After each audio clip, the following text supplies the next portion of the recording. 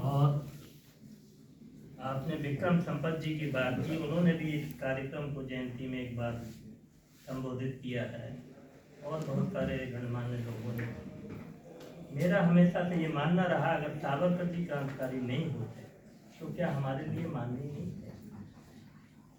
सावरकर जी की क्रांतिकारिता की बात जिसमें श्यामनंदन जी पूछ रहे थे दूसरे, उसको मैं किनारे रखता हूँ।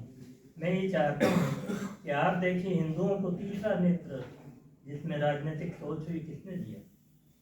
ये सावरकर ने, जिनका हिंदू सारी दुनिया में छाया।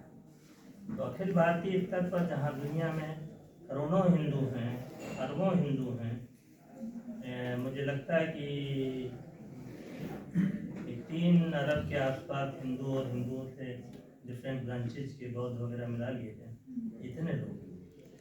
तो उन लोगों में राजनीतिक महत्वाकांक्षा, राजनीतिक दृष्टि भी सावरकर ने, और इसीलिए मैंने जानबूझ के इस मंच का नाम अगर पीछे पड़े सावरकर प्रचार मंच रखा है। मैं राजनीतिक तौर से उनके अनुभव, उनके विद्वत्ता और उनके हिंदुत्व के उसको, और इसी वजह से सावरकर जी के खिलाफ सारी दुनिया है।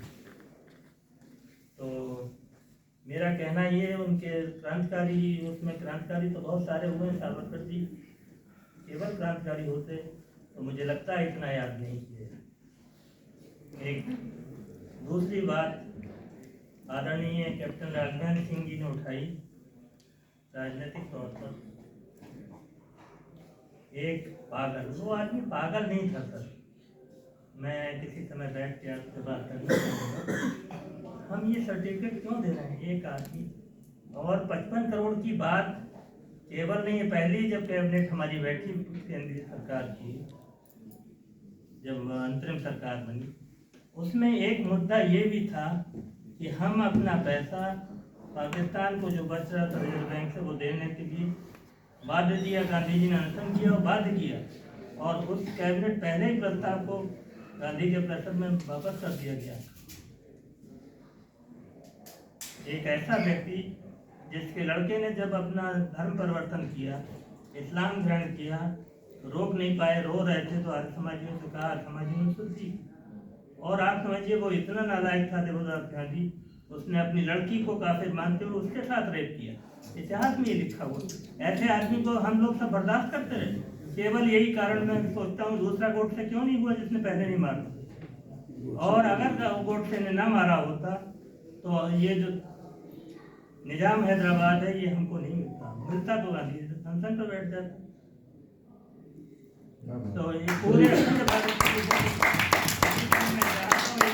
लोग रखेंगे, और मैं इनवाइट करूंगा कैप्टन राघवेंद्र सिंह जी को, इन दोनों तरफ से बात हो। और जो बात कर रहे थे स्पीकर महोदय की, दीक्षित जी की, वो भी हमारे कार्यक्रम में आ चुके हैं, उनसे भी लंबी वार्ता हो चुकी है, और वो एस्पेक्ट हैं जिनको खुलना बाकी है।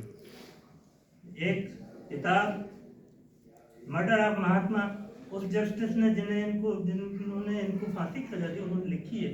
मैं आग्रह करूंगा कृपया उसे पढ़ें। उनका ये था कि अगर मैं जूरी में उस सभा को बदल दिया जाता तो सर्वसम्मति से वो जूरी गोडसे को फांसी नहीं, निरपराध जी। तो ऐसे उसको बैरिस्टरों की 100 से ऊपर बैरिस्टरों ने कमेटी बनाई और गोडसे के पास गए, आप वकालतनामे दस्तखत कीजिए, हम आपको फांसी नहीं होने देंगे। उसने कहा नहीं, मेरी बात को आप नहीं रख पाएंगे, मैं अपने आप रखूंगा, मैंने तो जानबूझ के मारा, और कैद क्यों मारा ये बताना चाहता हूँ, प्लीज पढ़िए स्टेटमेंट ऑफ नाथूराम गोडसे। और उसमें उनका तर्क ये था, वो तैयार नहीं हुआ इस बात पर। हमारा कहना ये है कि आपको जब एक रिवॉल्वर दिखाया गया तो कमजोर दिल आदमी था ये, इसका हार्ट फेल हो गया तो मुर्दा को गोली लगी। ये तर्क था। तो मैं क्षमा चाहता हूँ कि मैं इस बात से सहमत नहीं हूँ, क्योंकि संवाद की बात हो रही है, इसलिए मैं आपके सामने ये बात रख रहा हूँ। आप सब लोग आए, हमारे बहुत प्रसन्नता है। एस पी सिंह साहब के कार्यकाल में हमने प्रस्ताव पास किया मालवी हाल में एक मीटिंग के दौरान, गवर्नमेंट को साहब को कि एक सावरकर पीठ की स्थापना की जाए। उस समय नाइक साहब यहाँ गवर्नर थे, उन्होंने शासन को भेजा और अखिलेश सरकार ने उसको ठंडे बस्ते में डाल दिया। फिर वो बात नहीं हो पाई। फिर से हम इस बात का प्रयास कर रहे हैं। हमारे पिछले दिनों योगी जी आए थे, उन्होंने बहुत सी बातों में सहमति प्रदान की थी। हम फिर से प्रयास कर रहे हैं और अगले कार्यकाल में मुझे लगता है कि सावरकर जी के बिना उनके सिद्धांतों पर, उनकी सहमति, उनके पूर्वजों पर विचार किए हम देश की आंतरिक सुरक्षा नहीं रख सकते। इसलिए अगला कार्यकाल सावरकर जी के विचारों अभी भी है।